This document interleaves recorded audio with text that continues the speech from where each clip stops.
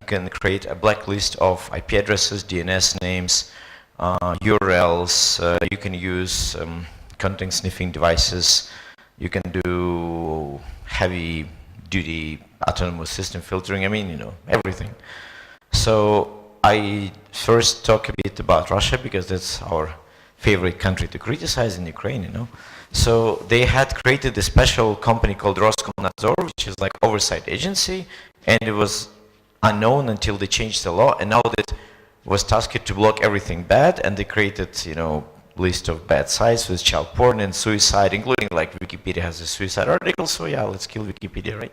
On just one page, but you know, they say kill one page, but if ISP cannot block HTTP, they just block entire Wikipedia because it's easy, right? Because there is no penalty for overblocking. So, for example, you have SSL site and, well, another bad site has the same IP address, and maybe using Cloudflare, you don't even have an idea because, you know, as Cloudflare just have SNI certificate with 50 names. Well, too bad, just redo your account, right? So, as I said, ISPs who are cheap use DNS lookups, find all IP addresses, and, well, there's some statistics how many of these blocked. So what happened? That was described before. What if I had a blocked domain and my domain is in a blacklist and I really don't like something like my competitor or government? I just put some extra A records in my domain name and, well, wait till next update and data IP addresses are blocked. So guess what? That's what happened. So some site mentioned here and maybe some others put all of root server addresses, not just this site, many. Great, DNS traffic is blocked. Famous Kontakte or Ognoklassniki or Facebook IP addresses, Telegram message addresses. Well, there was nothing, but then it got better because people say, hey, what about the 3D authentication? You know, when you use MasterCard online, it shows you the special page. Please enter the code which sent you by SMS. Well, if I block that, nobody can shop online, right? Great. They also put Roskomnadzor own website address. They also took some government sites. While Putin is supposed to talk to his nation how great the Putin is, like everybody knows, right? So they blocked that too. I mean, you know, whatever. I think somebody can create a page when you put your IP addresses, put some money in Bitcoin, and the DNS records are updated, right? Because there is no limit. So the Russian government responded by starting to publish whitelist what you should not block. And yes, they put the root server addresses there. Well, but for example, I don't know, the Montenegro tilde, right, ME, right, can also be blocked this way, right? I mean, randomly, right? They did not include all of the IP addresses of all infrastructure.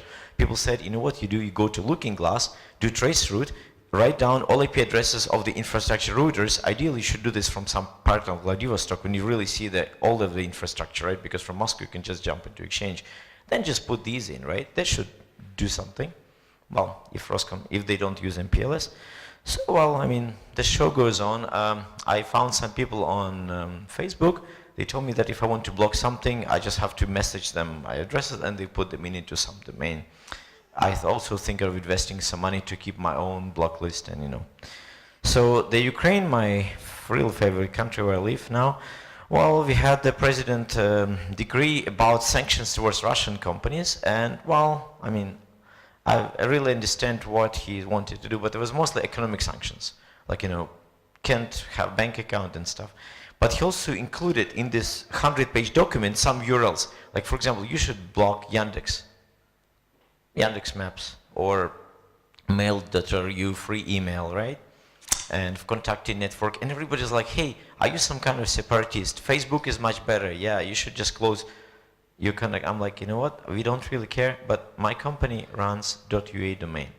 We also host gov.ua zone.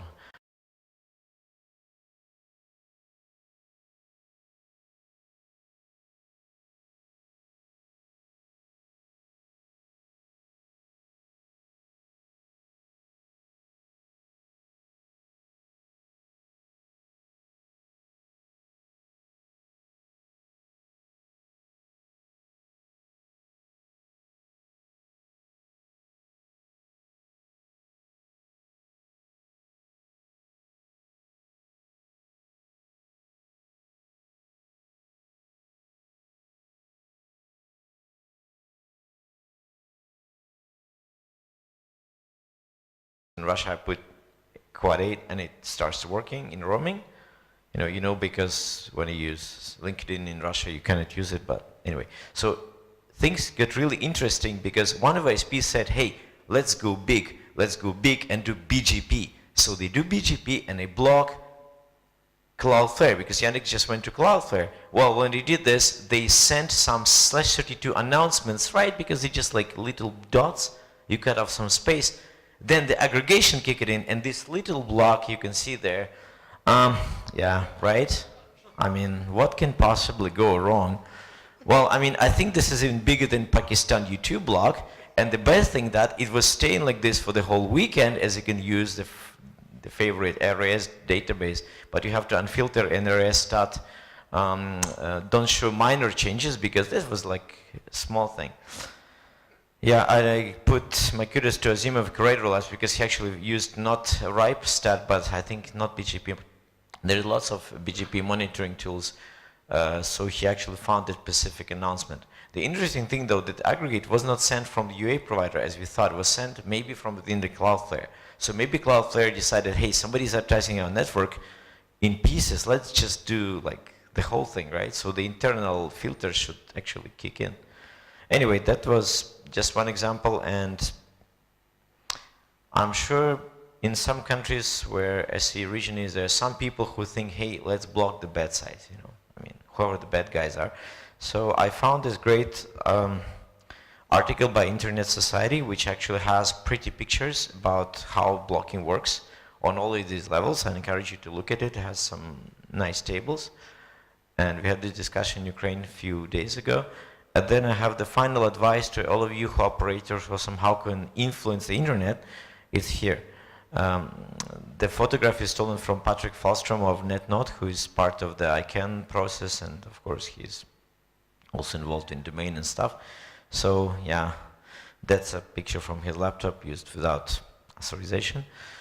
And I think, yeah, that's pretty much it. And yeah, the effects can be real weird, and the damage is wide, and it's really unpredictable, you know, and it's really hard to debug. It's not like our life is easy, but yeah, so thanks.